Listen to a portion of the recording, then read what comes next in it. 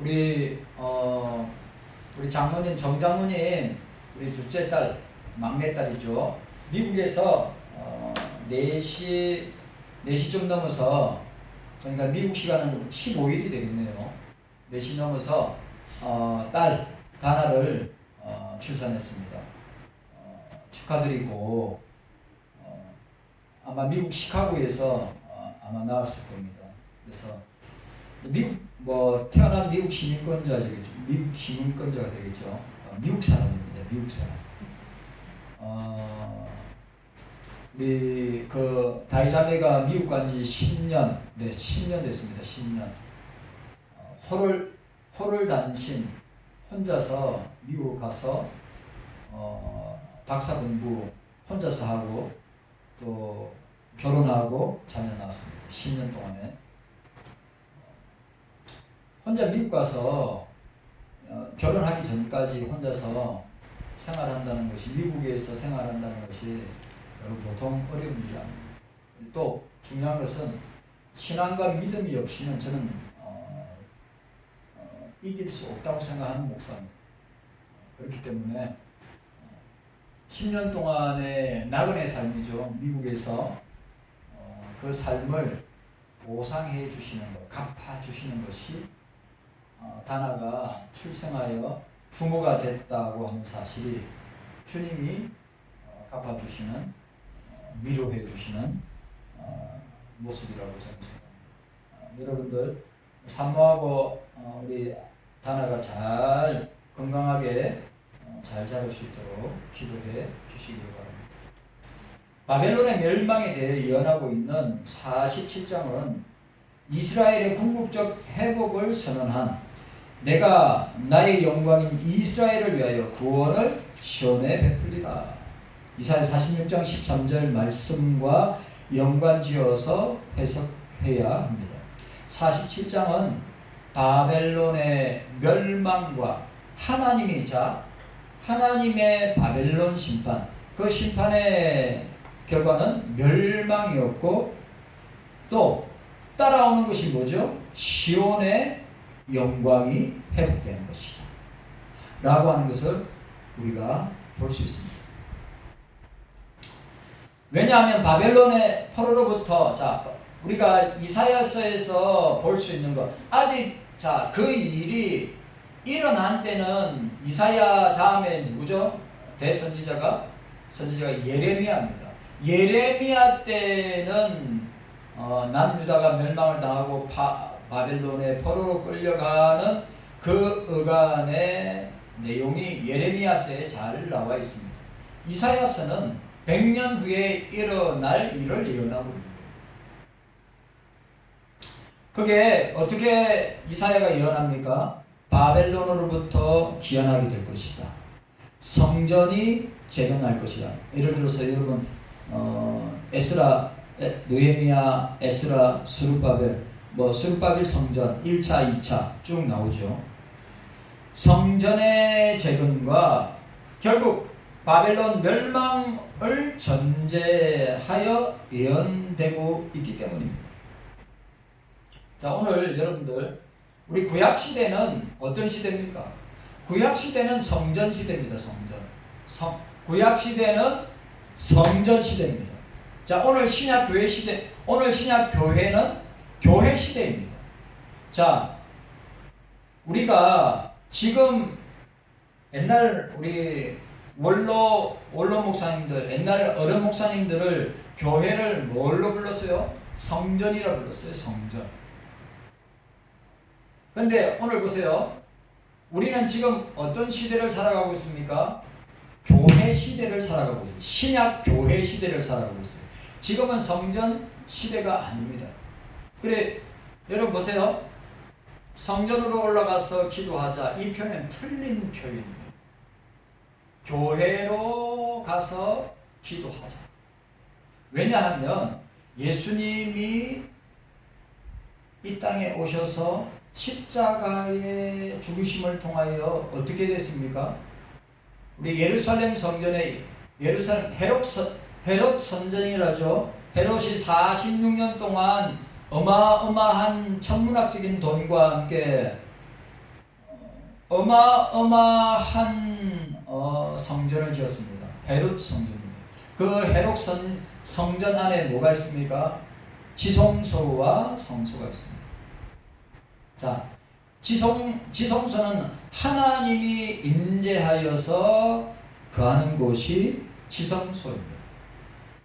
그리고 성소는 뭐죠? 제사장들이 백성들이 가져온 제물을 가지고 제사하고 예배 드리는 것이 성소입니다. 성소. 그런데 여러분, 그리스도께서 우리를 위하여 십자가에 살찌고 피 흘려 죽으심으로 말미암아 어떻게 되었습니까? 어떻게 되었죠? 그 성소와 지성소와 성소를 구분하는 휘장이 있는데 이 휘장이 왜 있습니까? 지성소는 너무너무 거룩한 것이고, 왜? 하나님이 머무시는 곳이기 때문에 그 지성소에는 아무나 못 들어갑니다. 딱 뭐죠? 사람이 들어가지 못하도록 단절시킨 장소란 말이죠. 예? 뭐가요? 지성소가. 그리고 지성소는 누구만 들어갑니까? 대제사장이 그것도 매주 들어가요? 매주 들어가요? 1년에 딱 한 번 들어갑니다. 대속죄일에 7월 15일 대속죄일에 딱 한 번 들어가요. 그런데 누가요? 그리스도께서 아무나 들어가지 못하는, 아무나 어느 누구도 들어가지 못하는 그 지성소와 성소 사이에 있는 휘장을 위에서부터 아래로 찢어서 어떻게 해요? 하나님을 만날 수 있는, 하나님을 거룩하신 하나님을 어떻게 해요? 막힘이 없이 만날 수 있도록 길을 열어놓으신 분이 바로 예수 그리스도의 십자가의 죽으심을 통했어요. 만약에 지금도 만약 예수 그리스도께서 그렇게 하지 아니하셨다면 지금도 그 지성소와 성소 사이의 휘장 가운데서 1년에 한 번씩 대제사장이 들어가서 백성들의 죄를 놓고 피를 뿌리고 피를 뿌려 바르면서 사죄를 받는 시간이 있었을 겁니다. 그런데 지금 뭐요? 그리스도께서 단번에 죽으심으로 지성소와 성소 사이에 있는 휘장을 찢어서 하나님 아버지 앞에 담대하게 나아갈 수 있도록 길을 열어 놓으셨다. 그리고 우리는 하나님 아버지를 아버지라, 하나님 아빠라 부르게 하셨다. 그러니까 여러분들, 우리가 이런 부분도 정리가 잘 우리가 딱 정립해야 됩니다. 지금은 성전이란 개념이 없어요. 성전. 예수님 전에는 성전 시대죠. 그러나 예수님이 십자가로 산길을 열어놓으시고 휘장과 성소와 지성소 사이를 자기 육체를 통하여서 살찌고 피 흘려 죽으심으로 어떻게 해요? 그 휘장을 찢으시고 하나님 앞에 어느 누구든지 다 나갈 수 있는 길을 열어놓으셨다. 그리고 그 주님은 자기 피로 교회를 세우셨다. 교회. 그리고 우리가 성전에 나가서 예배드린다, 틀린 표현입니다. 성전에 가서 기도한다, 틀린 표현. 우리는 교회에 나아가 예배드리고, 교회에 나아가 기도하고, 교회에 나아가 찬송하고, 교회에 나아가 봉사한다고 하는 사실을 딱 여러분들이 딱 정립하고 있어야 하는 것입니다. 지금 무슨 시대요? 교회 시대야. 그래서 사도 바울이 고린도전서 3장과 6장을 통해서 우리의 몸은 하나님의 영인 성령이 거하는 성전이라, 성전 개념으로 얘기했는데, 이 성전을 다른 말로 하면 우리의 몸은 성령이 거하시는 교회라. 교회라고 하는 사실을 우리가 기억하고 있습니다.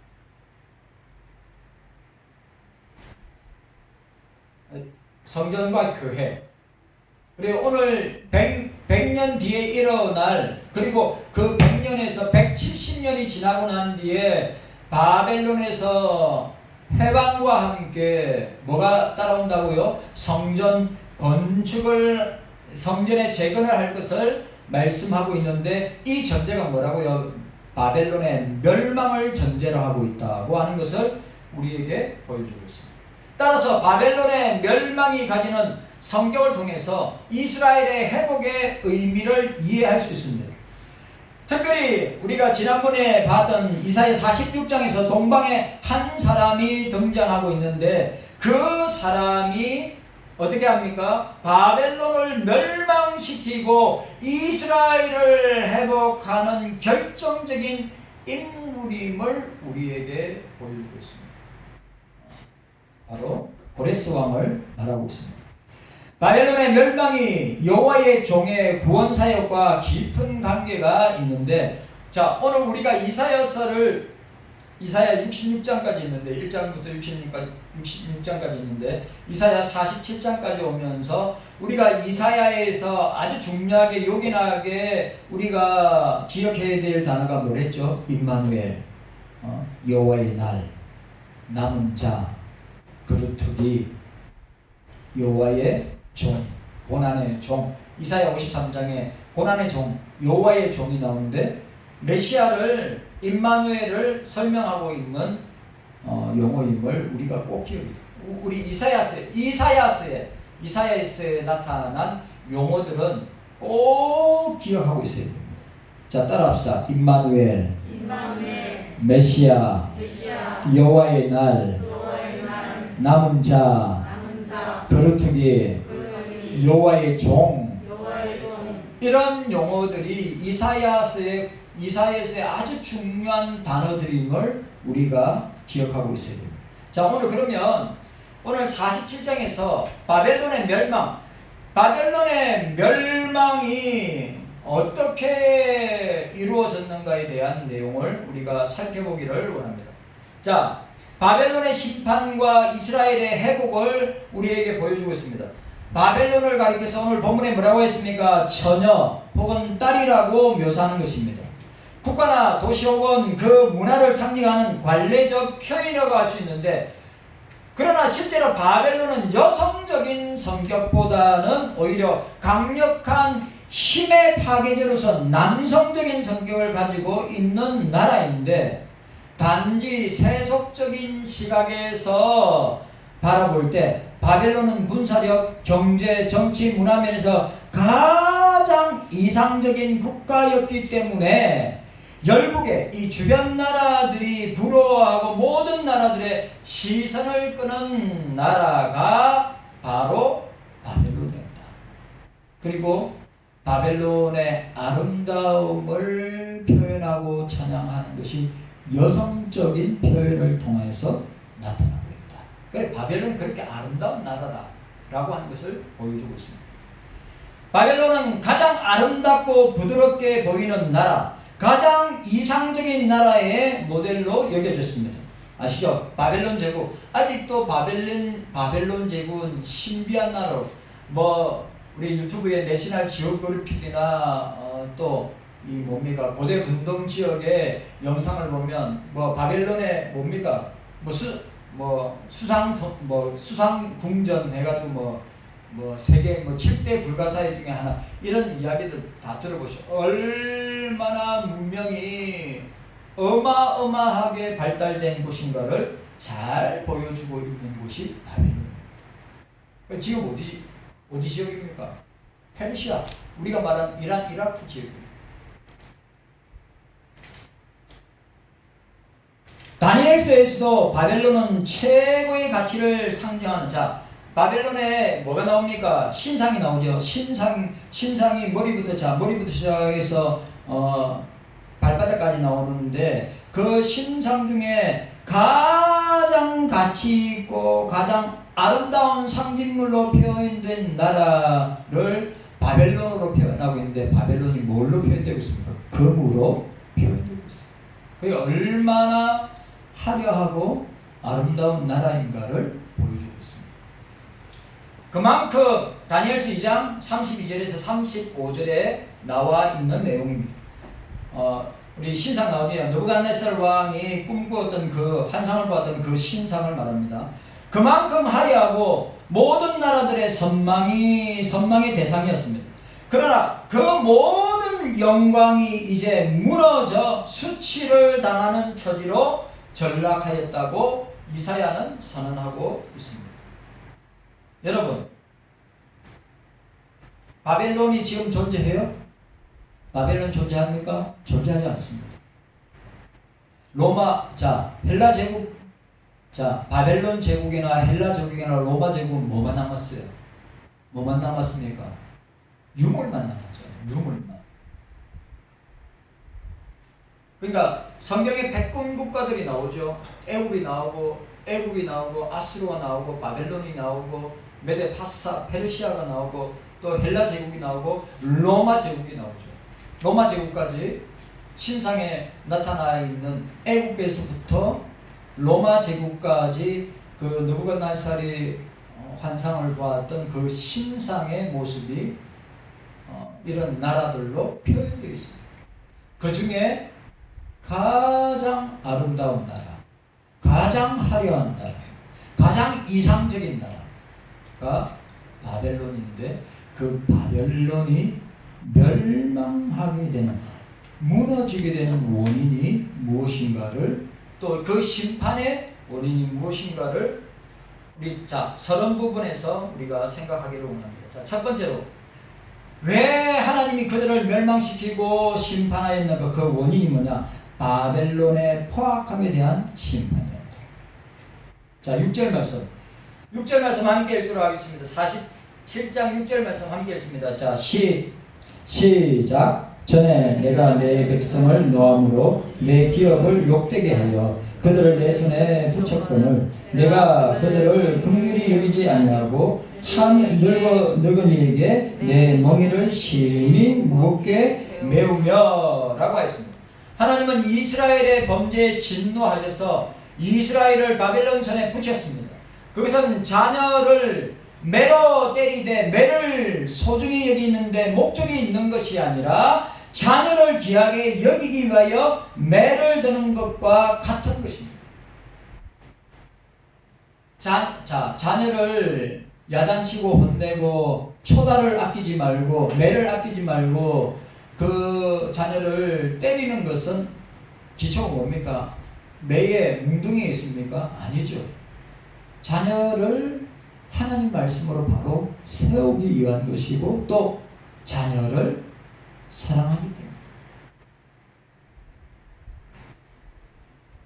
자녀들이 말 들어요, 안 들어요? 자녀들이 말 들어요, 안 들어요? 권사님들, 자녀들이 지금도 말 잘 들어요? 자녀들이 말을 잘. 저도 저희 아버지 어머니가 있어요. 장로님 검사님인데 제가 목사예요. 그래도 목사예요. 아버지는 장로님, 어머니는 검사님인데 늘 아들 목사인데도 늘 건면을 합니다. 걱정됐어.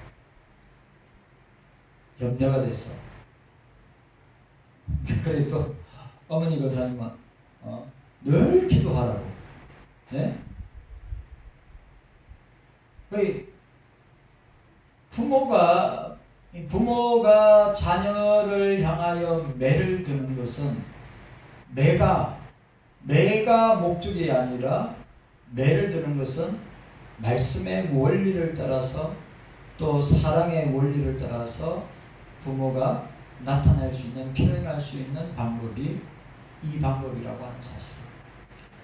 하나님이 이스라엘을 하나님이 아수르나 바벨론을 하나님의 자녀인 이스라엘을 몽둥이로 매로, 바벨론이란 매로, 아수르라는 몽둥이로 두들겨 패기 위한 목적으로 하나님이 징계하시고 심판하시느냐? 절대로 그렇지 않다. 하나님은 사랑하기 때문에 그들을 징계하고. 근데 여러분, 그런 징계를 당하고 매를 맞을 때 그때는 아프지요. 그때는 부모에 대한 원망도 있지요. 그러나 지나고 나면 그것이 사랑이었다고 하는 사실을 우리가 기억합니다.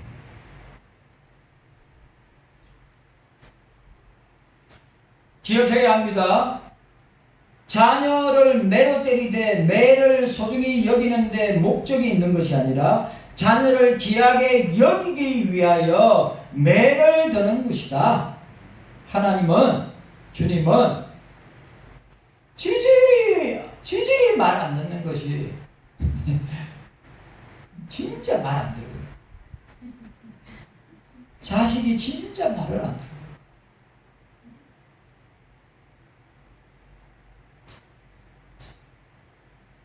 저 동기 목사님, 저 넙도에 있는 저 해남 땅끝 마을까지 배 타고 차 끌고 그리고 엊그저께 차를 끌고 생각해보세요. 넙도에서 배를 타고 한 50분 동안 배 타고 와가지고 해남 땅끝 마을에 내려서 해남 땅끝 마을에서 지금 서울까지 와 있단 말이죠. 병원 세브란스 진료 때문에. 그래 췌장암 말기였는데 세브란스에서는 수술도 못하고 방사선도 못하고 아무것도 못하고 그냥 항암 치료만 하자고. 그러니까 그것도 의사가 얼마나 잔인하게 이야기했냐면 이것도 낫는 것이 아니라 그냥 죽음의 한 과정일 뿐이다. 이건 연명치료니까 어떤 기대를 걸지 마라. 기대를 걸지 마세요. 세브란스에 있는 병원 의사 선생님이 그렇게 이야기하고 항암을 56번 맞았어요. 네? 56번 항암. 그 독한 항암을 56번 맞았어요. 보통 10번에서 20번 사이에 다 췌장암 환자들은 다 세상을 떠난대요. 근데 그 목사님이 뭐라 했다 하십니까? 주님이 야, 너는 죽지 않는다. 너는 죽지 않는다. 너는 산다. 성경에서 강하게 감동을 주셨다고. 너는 산다. 너는 산다. 성령께서 왜? 사랑하시기 때문에. 사랑하시기 때문에. 생각해 보세요. 그 오지 넙도의 어천교회에 온갖 매년마다 소잡아가지고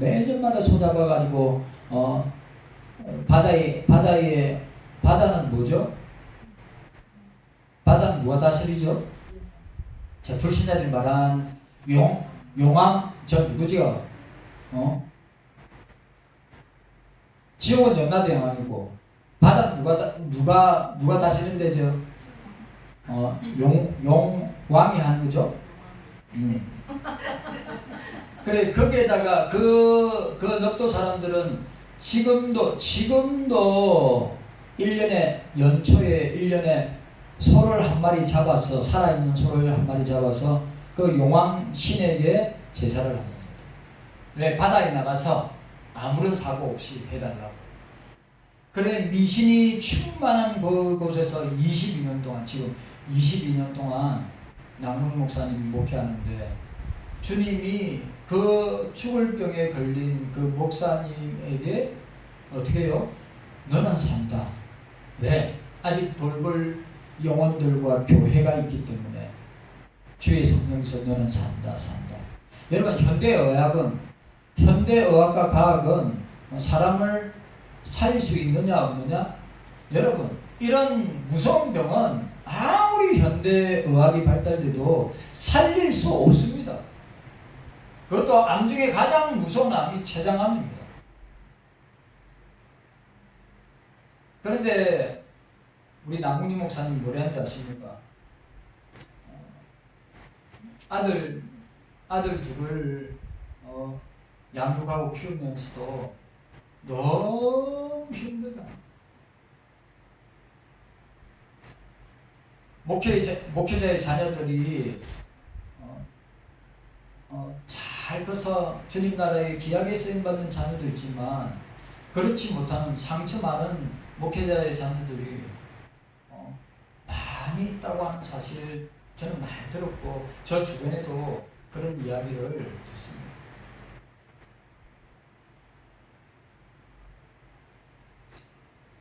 절대로 저는 그렇게 생각합니다.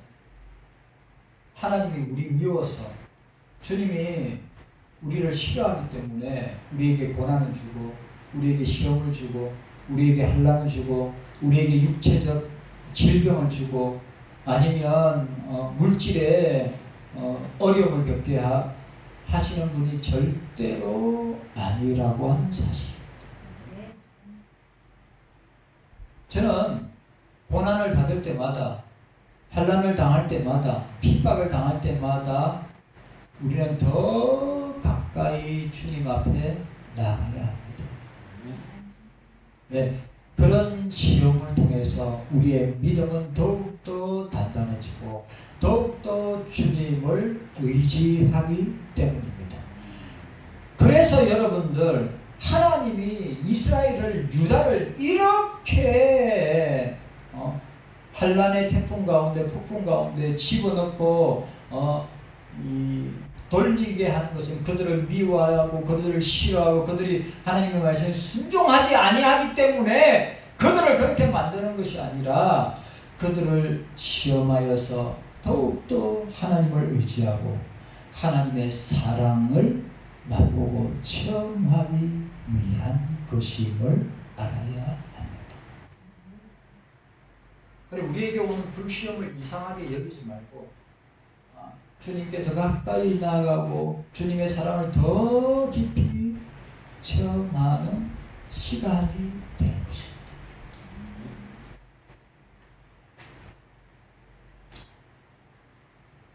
자, 그런데 이 과정에서 바벨론의 포악을 앞세워 이스라엘을 공략하고 멸망시켰던 것을 보게 됩니다. 그렇다고 해서 하나님의 심판을 받는다는 것은 좀 무리한 해석이라고 하는데 바벨론이 가지고 있는 일반적인 성격이 포악성으로 대변될 만큼 주변의 국가들을 무자비하게 침공해서 멸망시킨 것은 의당 그들이 하나님 앞에 심판을 받을 수밖에 없는 이유가 되는 것입니다. 뭐요? 너무너무 포악하고 너무너무 악한 나라에 있다는 것이죠. 바벨론 자기의 막강 군사력을 바탕으로 자기 과실을 위해 포악을 일삼았기 때문입니다. 마치 늙은이에게 멍에를 심히 무게 한 것 같이 그들에게서는 긍휼을 찾아볼 수 없었던 것입니다. 자, 바벨론이 심판을 받아서 멸망을 당하는 이유, 첫 번째 이유가 뭐라고요? 그들의 포악함 때문이었다. 얼마나 사람들을 잔인하게, 얼마나 사람들을 폭고와 폭압으로 그들을 공격하고 그들을 올감했는지 모른다고 하는 사실입니다. 그 정도로 바벨론의 포악함은 주변 나라에 소문이 날 정도로 무서운 나라였다고 하는 사실을 우리에게 보여주고 있습니다. 자, 두 번째로 왜 바벨론이 멸망을 당하고 심판을 당했는데 그 이유, 그 원인이 두 번째는 뭐냐 하면 바벨론의 자만심, 바벨론의 교만에 대한 심판이었다. 여러분, 우리 인간도 자 보세요. 우리가 오늘 이 말씀 앞에서 생각할 때 인간도 포악, 여러분 인간이 포악해요? 포악 안 해요? 인간 역시도 포악해요. 인간 역시도 어떻게 했습니까? 잔인해요. 오늘 우리 한국 사회에 무서운 병처럼 이 베르테르의 효과가 뭐죠? 어떤 사람이, 베르테르의 효과가 뭡니까?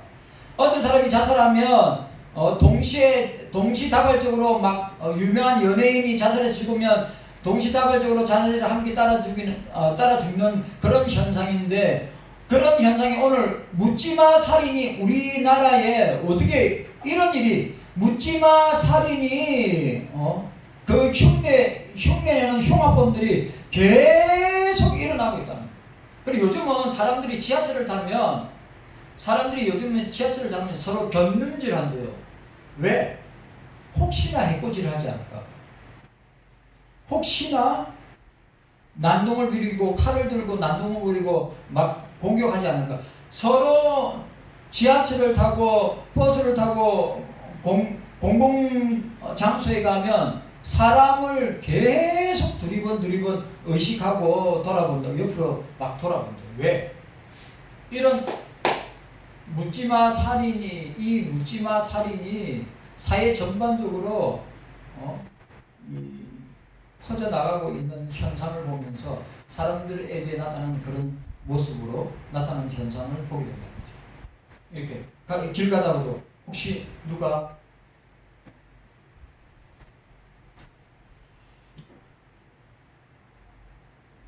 인간도 포악이 그지없는 존재임을 우리는 알 수 있습니다. 우리는 역사를 통해서 인간이 얼마나 잔인하고 포악한 존재인가를 알 수 있습니다. 저와 여러분들도 마찬가지입니다. 행동은 하지 않지만 우리 마음속에서 얼마나 사람들을 시기하고 질투하고 미워하고 정죄하고 말없는 살인을 할 때가 얼마나 많았어요. 바벨론의 포악함뿐만 아니라 인간의 포악함도 상상을 초월하는 시대를 살고 있어요. 그게 예수님께서 재림하셔서 심판하게 될 이유와 원인이 되는 것입니다. 오늘 두 번째, 하나님께서 바벨론을 심판하시는 원인과 이유가 무엇이냐? 그들의 교만과 자만심에 대한 심판. 우리는 하나님 앞에 겸손해야 합니다. 제가 읽고 있는 책, 지금 앤드류 모레의 책, 내가 죽어야 성령이 사신다. 거기서 나타나는 게 뭐냐? 교만하면 할수록 더욱더 하나님이 그 교만한 사람을 꺾어버린다 이 말이에요.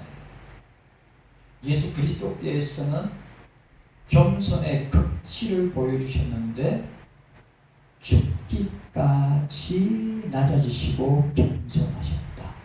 그럼 우리가 주님의 제자라면 낮아지고 또 낮아지고 또 낮아지고 또 겸손하고 또 겸손하고 또 겸손하고 남을 나보다 더 낮게 여기고. 자, 7절 말씀. 자, 오늘 7절 말씀 함께 읽도록 하겠습니다. 47장 7절 시작. 말하기를 내가 영영이 조모가 되리라 하고 이 일을 내 마음에 두지도 아니하며 그 종말도 생각지 아니하였도다. 하나님이 바벨론을 심판하시게 된 직접적인 요인 또 하나가 무엇이냐면 자신을 영원한 세상의 지배자로 생각하였다. 이것은 모든 세상의 권세를 하나님께서 내리신다는 대원칙을 대적하는 처사다. 여러분, 오늘 대통령에게 나라를 다스리고 나라를 이끌어갈 수 있는 권한도 하나님이 주님이 주셨다. 바벨론에게 주신 그 권한과 권세가 누구를 통하여? 하나님을 통하여 주셨다. 세상에 있는 모든 권세는 하나님께로 말미암아 부여하게 되시는 것이다. 하나님이 내려주시는 것이다. 오늘 우리의 생명도 주님이 주시고 우리의 생명을 거둬가시는 것도 주님이 거둬가신다. 내가 내 생명의 주관자가 아니다. 착각하면 절대로 안 됩니다.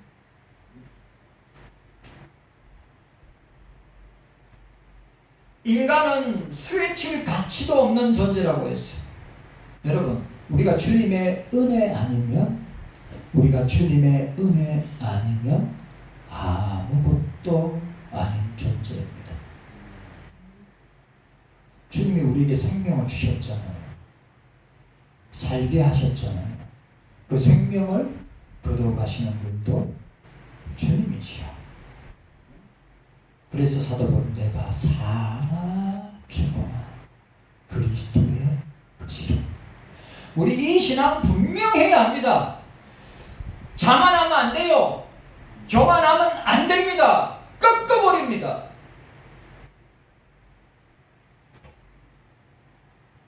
진짜 겸손해야지.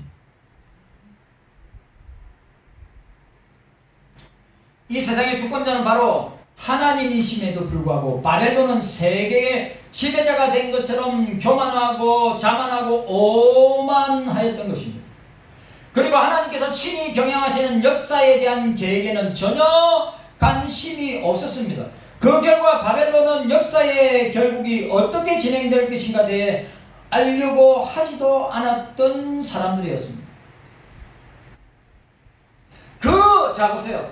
그 자만과 오만과 교만함은 그들의 죄악상은 그들의 마음에서부터 나온 것이라는 말이죠. 우리 생명의 시작이 어디에서요? 마음에서 시작된다. 생명의 근원이 마음에 있다고 솔로몬이 잠언 4장에 이야기하고 있어요.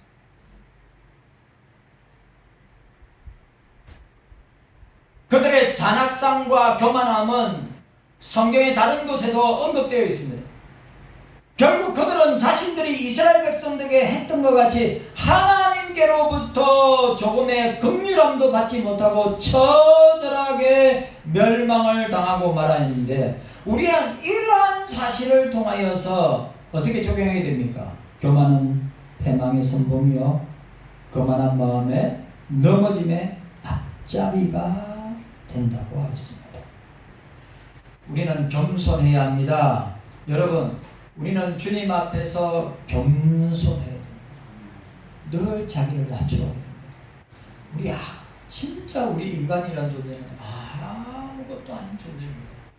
대단한 것 같습니까? 인간 대단하지 않습니다. 포로시 목사님처럼 위대한 인간 없습니다. 여러분, 위대한 종 없습니다. 위대한 목사 없습니다. 위대한 사람 없습니다. 인간에게는 위대함이 없습니다. 하나님만이, 주님만이 위대하시다.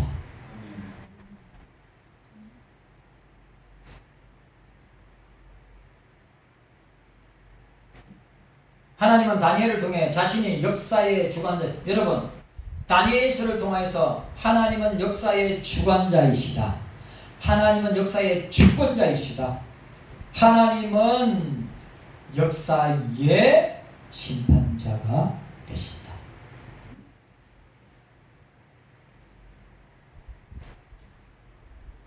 하나님이 역사의 주관자이시기 때문에 역사가 어떻게 진행될 것인가 친히 바벨론에게 보여주셨다는 것입니다.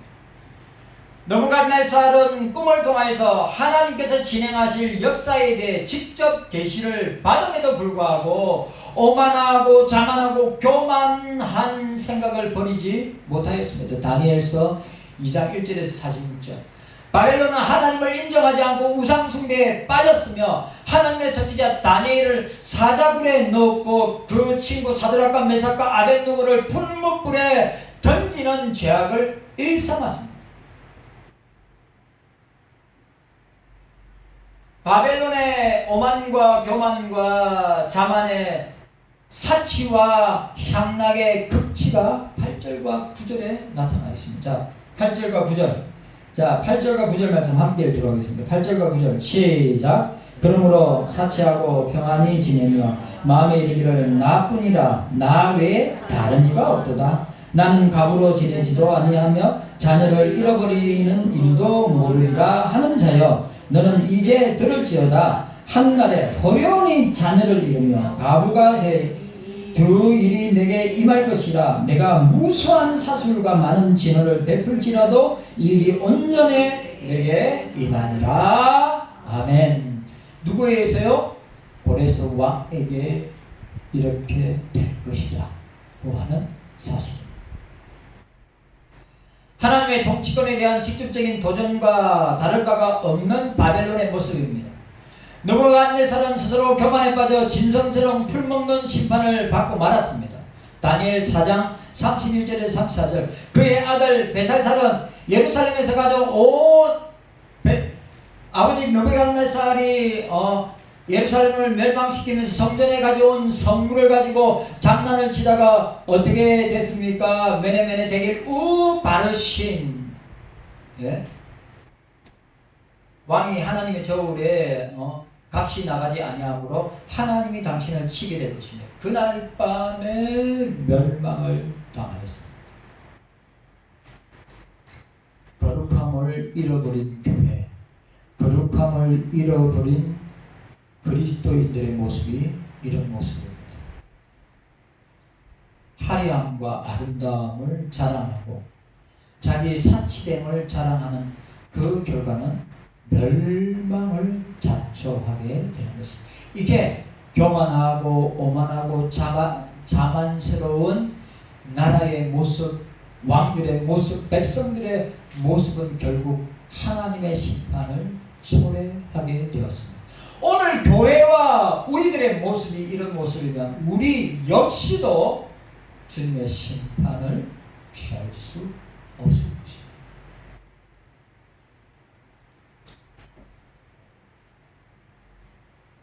이처럼 바벨론은 이 세상에서 자기만이 가장 강력하다고 자만에 빠져 오만방자한 모습으로 살아온 결과는 하나님의 심판을 당할 수밖에 없습니다.